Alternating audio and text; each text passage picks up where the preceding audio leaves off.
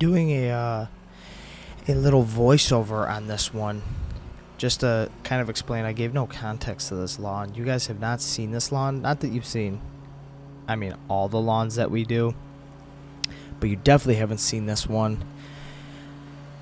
This is one that we mowed all last year. Well, I'd say 85% of the season last year. It's actually the guy that owns it is the guy that owns the shop.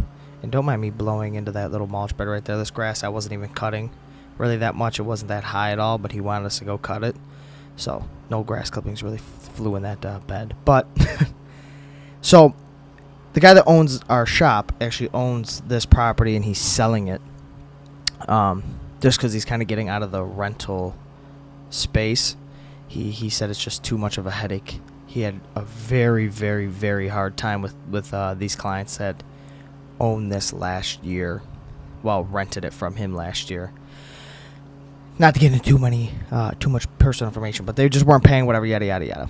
But this was actually one of my favorite lawns we did last year, and I was pretty upset when he said we're not mowing it anymore because, as you can tell, it is just wide open, and it's relatively flat, and there's not a bunch of bumps, and it's not like a miserable lawn to mow.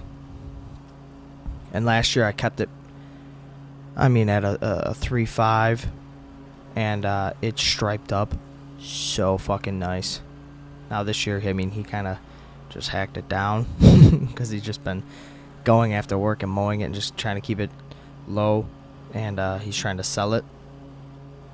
But yeah, you guys have not seen this lawn, but I just want to do a little voiceover to explain that it is one of my absolute favorite lawns we do. Well, did.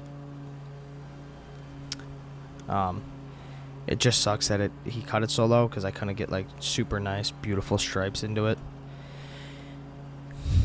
That's about all.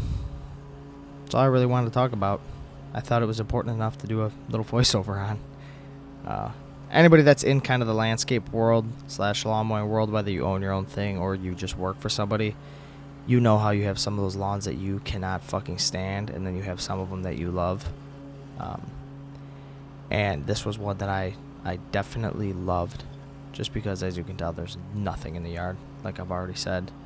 The clients sometimes were a little bit annoying to deal with.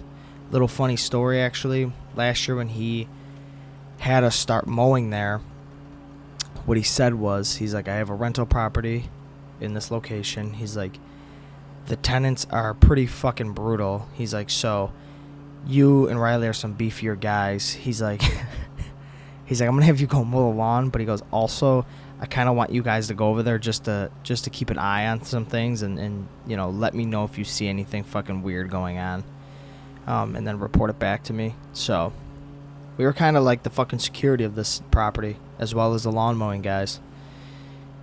And now that they're gone, the tenants are gone, it was even nicer to mow. And we're going to mow this until he sells it, so we'll probably get a couple more weeks out of it. Probably won't have to mow it next week because it probably won't grow that much. In Western New York, we've had like no rain. Lawns are just drying right out. And it fucking sucks because it's just, money that we're missing out on.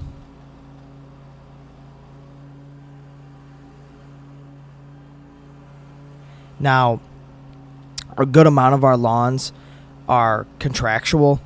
So, like the lawns that we secured before we bought Riley's uncle's company, they were contracted. So, like, really, no matter what, rain or shine, a lot of our clients pay in full. So we get the money regardless whether we cut or not.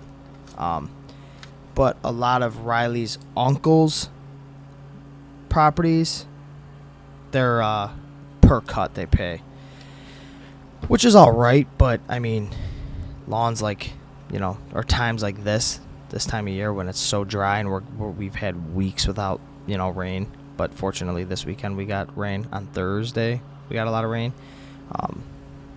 You lose out on money, but luckily we have a good chunk of our lawns that are contractual from the ones that we secured before we bought the company. But like I was saying before, when the tenants lived here, they had like this electrical dog fence that we used to have to watch out for. Stripes are pretty nice actually on video. They're not terrible. There was a ton of fucking kids' toys and stuff. There was just dog shit everywhere. It was Not as nice. So, like the half of the lawn from like where that little shed is that you see to the woods was nice because they didn't ever like go over there. So there's no kids' toys, there's no dog fence thing, whatever. But like from this shed, like right here to the house was terrible. It was just there was literally forks and bowls and stuff, like kitchenware. I don't know. It's craziness. Comment down below your guys is like, if any of you are owners or just work for a landscape company, your biggest headaches when it comes to mowing lawns, and some horror stories, because me and Riley, just in our second year of owning something, we've had some horror stories. And I mowed for 4 years for another company before I started this, and I definitely have some stories to tell. Let me take a sip of my coffee real quick, boys.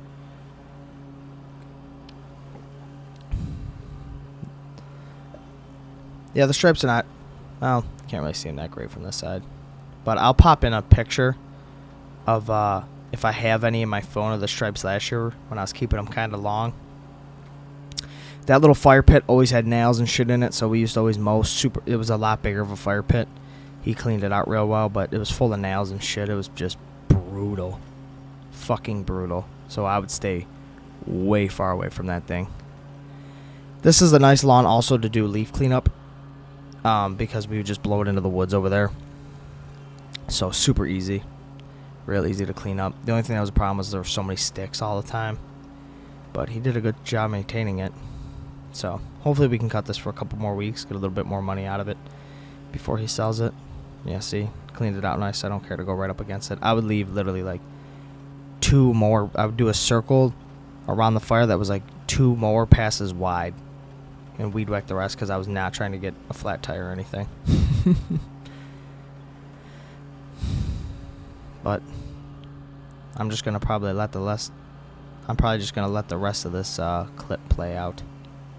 This is all I've had filmed today. I thought I filmed more when I got home. I don't know. It's been a hectic week trying to get ready to go up to the lake this weekend for my birthday. So just been busy nights. I really haven't had time to film or anything, and now I'm trying to get everything edited and ready to go. So Saturday and Sunday I just have to hit public, and I don't have to worry about editing or anything.